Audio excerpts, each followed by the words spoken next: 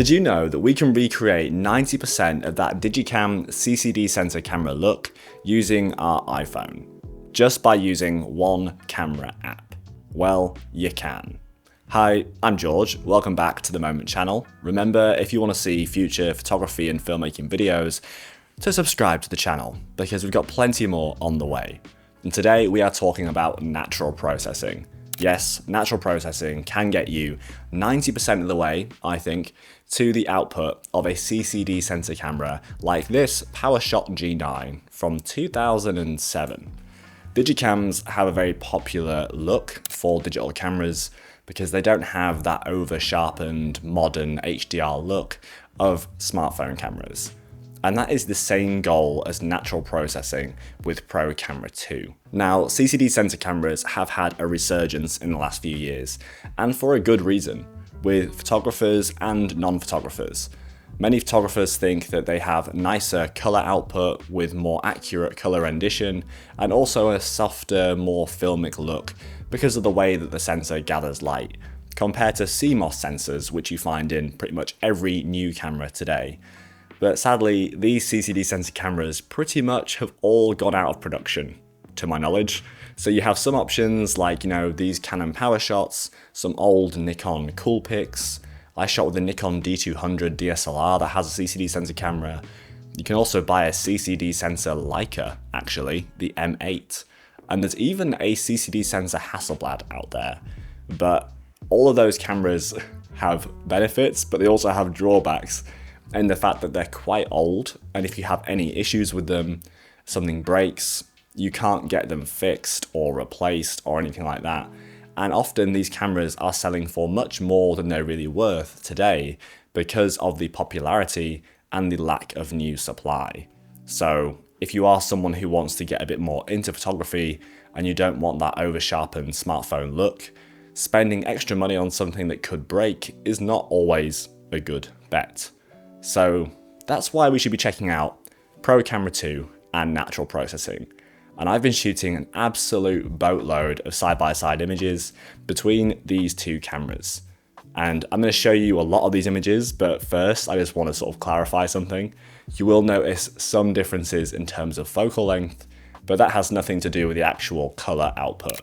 So the standard wide focal length on this G9 is a 35mm at the wide end, whereas on the iPhone 17 Pro, this is a 24mm at the wide end. I have also been shooting with the 4x zoom on the iPhone 17 Pro, which gives us a 100mm equivalent lens. So I've been trying to match that with the telephoto zoom on this PowerShot G9, so you can see some examples at the wide end of the focal lengths, and some examples at like the telephoto end of the focal lengths, just so we have some variety in there. And it's worth noting that all of the files I was exporting were just the straight out of camera RAW files, and then I converted these to JPEG.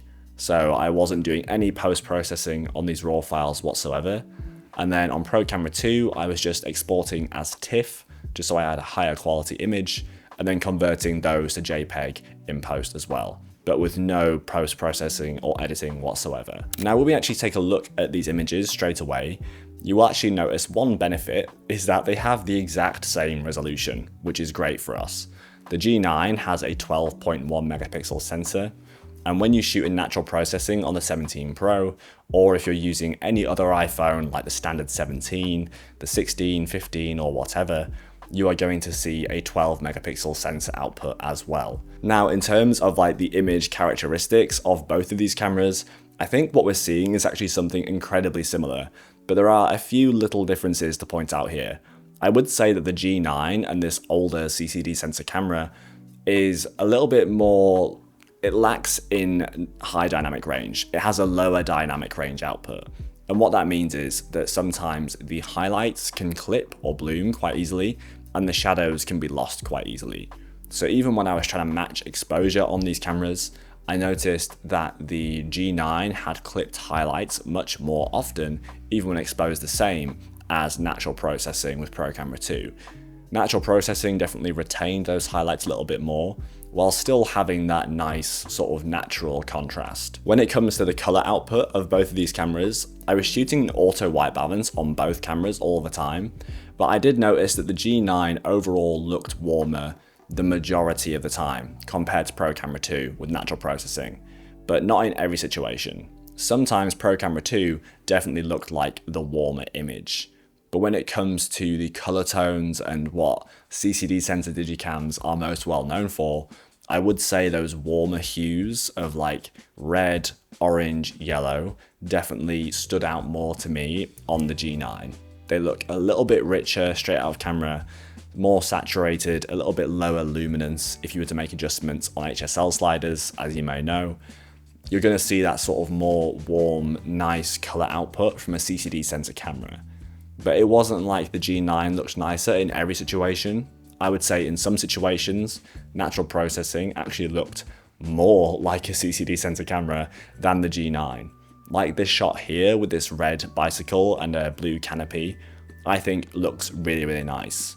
And when it comes to these hues like blue and green, for example, I think natural processing and a CCD sensor are pretty much on par with each other, which is really nice to see. I think if you are a new digital photographer transitioning from just shooting on a smartphone and you don't really want that HDR, overly processed look of a smartphone camera, then you're looking at a Digicam, but you don't really know if you want to spend that much money on a camera that could break, then natural processing with Pro Camera 2 could be exactly what you're looking for.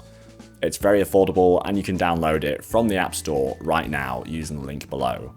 And of course, if you are a photographer and you already have professional cameras and you're used to shooting RAW, or you have an iPhone Pro model and you want to shoot in RAW and you think Apple ProRAW gets you everything that we're talking about in this video, well actually Apple ProRAW does still have some processing in there. So we have like Deep Fusion, HDR and night mode all can contribute to this overly processed look that you are then editing as a .dng file. Whereas natural processing just takes the iPhone sensor, removes all of that Apple processing and gives you a slight tone curve and then the final output image.